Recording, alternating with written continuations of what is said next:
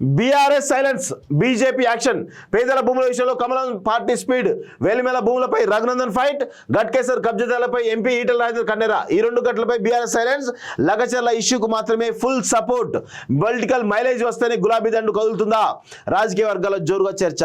Yes, వీళ్ళు కేవలం BRS party, ముఖ్యంగా ఈ కల్వకుంట్ల కాలకీయులు కేవలం కాంగ్రెస్ పార్టీని డ్యామేజ్ చేయాలి, రేవంత్ రెడ్డిని డ్యామేజ్ చేయాలనేటువంటి ఒక దృక్పథం తప్ప పేద ప్రజలకు మంచి చేద్దాం, పేద ప్రజల పక్షాన్ని నిలబడదాం అనేటువంటి సోయిలేని చాతగాని దద్దమ్మలు ఈ కల్వకుంట్ల కాలకీయులు.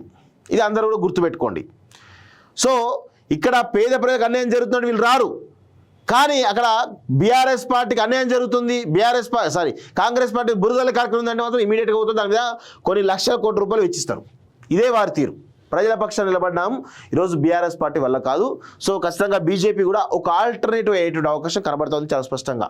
తెలంగాణ రాజకీయం హీట్ ఎక్కుతున్నది. రాబోయే స్థానిక సంస్థల ఎన్నికల కోసం ప్రధాన పార్టీలు అస్త్రశస్త్రాలు సిద్ధం చేసుకున్నాయి. ఏడాది పాలనలో తామేమేమి చేశామో వివరించేందుకు హస్తం పార్టీ ప్రణాళికలు చేస్తుంటే ప్రజా సమస్యలపై పోరాటం విషయంలో బీఆర్ఎస్ బీజేపీ మధ్య జరుగుతున్నటువంటి ఆసక్తికర పోటీ రాజకీయాల్లో చర్చకు దారితీస్తుంది. బీఆర్ఎస్ పలు సమస్యల పట్ల సెలెక్టివ్గా వ్యవహరిస్తున్నటువంటి విమర్శలు వెల్లువెత్తున్నాయి. ఇదే సమయంలో రాబోయే అసెంబ్లీ ఎన్నికల్లో గెలిచి అధికారులకు రావడమే టార్గెట్గా పెట్టుకున్నట్టు బీజేపీ క్రమంగా అగ్రెసివ్గా ముందుకు సాగుతుండడం సర్వత్రా హాట్ టాపిక్ గా మారింది.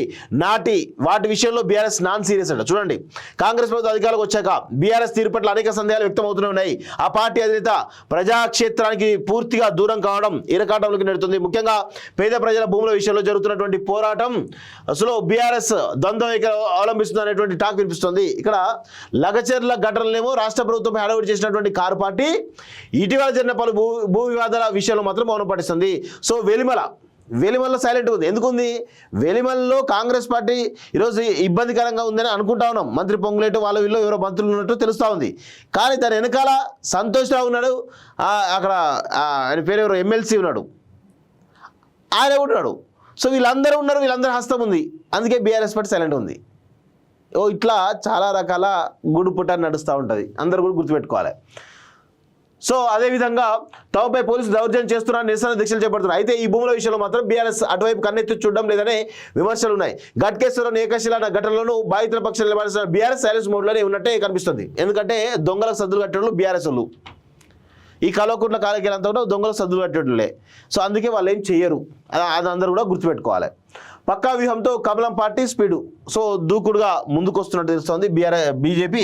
సో కొంత స్ట్రాటజిక్గా పోతున్నట్టుగా కనబడుతూ ఉంది. సో పార్టీ బలోపేత దిశగా ముందుకు సాగుతున్నట్టే చాలా స్పష్టంగా కనబడుతుంది. అందుకే బీఆర్ఎస్ పార్టీని దాటుకొని ముందుకు పోయే అవకాశం అయితే చాలా స్పష్టంగా కనబడుతూ ఉంది.